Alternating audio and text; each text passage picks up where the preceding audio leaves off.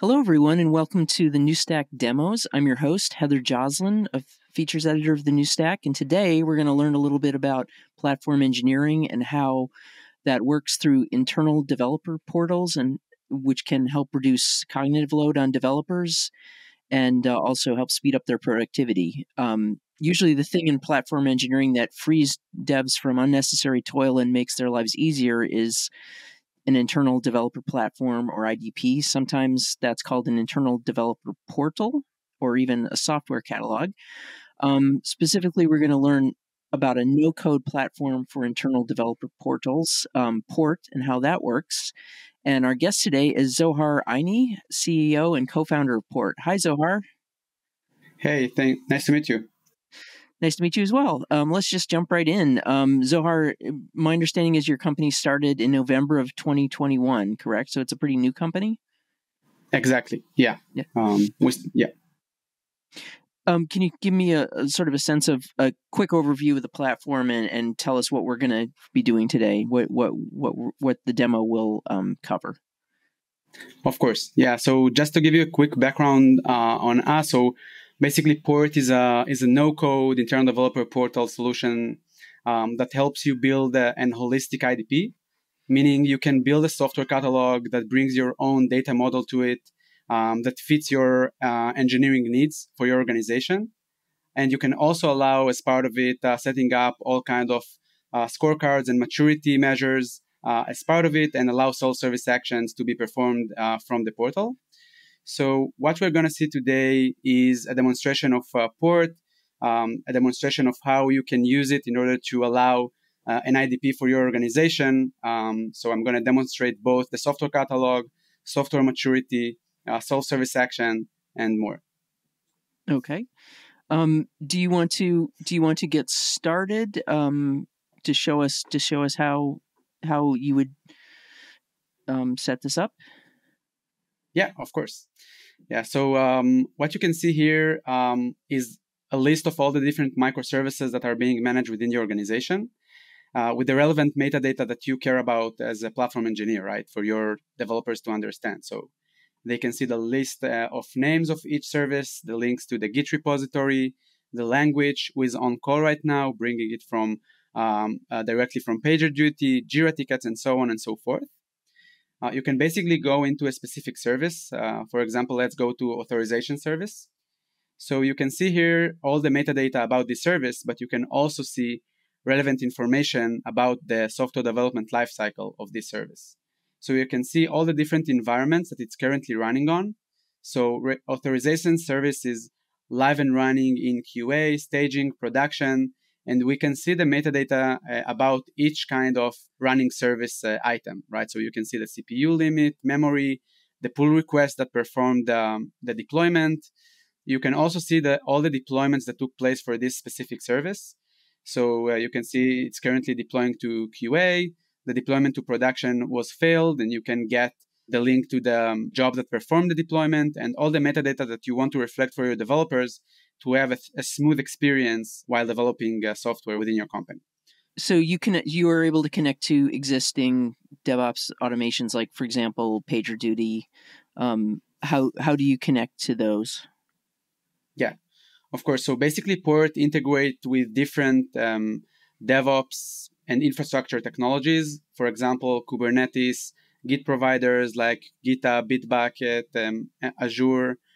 We also integrate with tools like Jira, PagerDuty, and bring relevant information into the system, as well as working with the different infrastructure as code technologies like Terraform and Pulumi to reflect all this data into Port. So in a way, Port collects data across different intersection within your architecture, putting it all on the same page within the context that you want for your engineering. So they can also see, like, for example, the ReadMes or the OpenAPI spec for this service, and they can really see everything that they need in one place. In addition to the visualization part of the different microservices, you can also see scorecards, and you can set up all kinds of scorecards to certify software, right?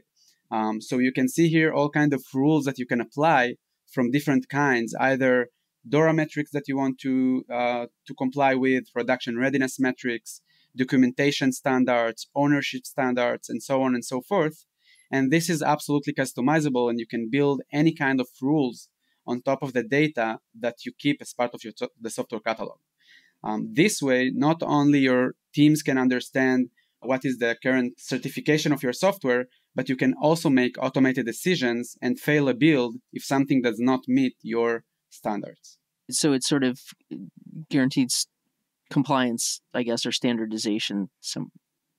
Exactly. Is it helpful in terms of if you need to scale up or scale down your services? Yeah. So basically, this brings me to the second part of the system. So you can allow all kind of actions as part of the solution. So you might want to allow people, as you've mentioned, to scale up or scale down something against Kubernetes, for example, but you can create any other actions like scaffolding a new service, a new package, creating a cloud resource, and to create the experience with the different inputs that you want for your organization to be met, and for your organization to be able to act on its own as part of the actions that you provide.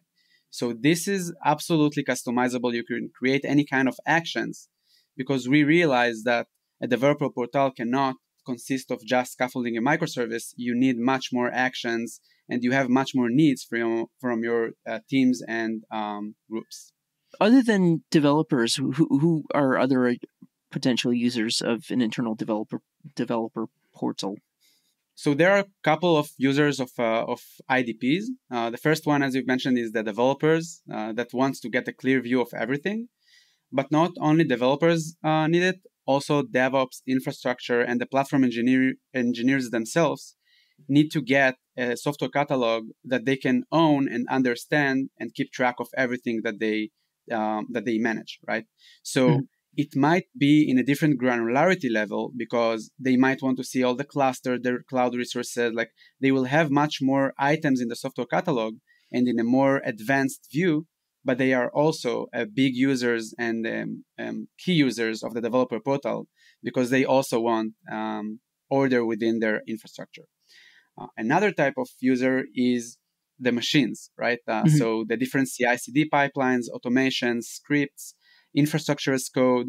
So you basically want to have like a single interface where you can query different questions. For example, does my service meets the minimum requirements for a deployment, right? And I want to automatically fail a build if not, right?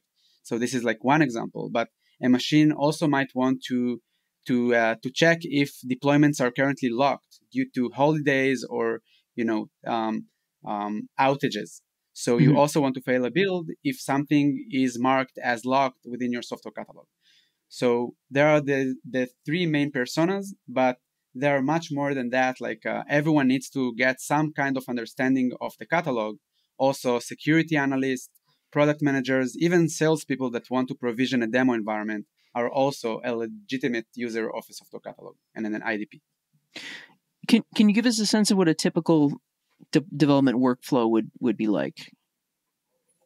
Yeah, of course. So a developer might want to get into port for a lot of different flows.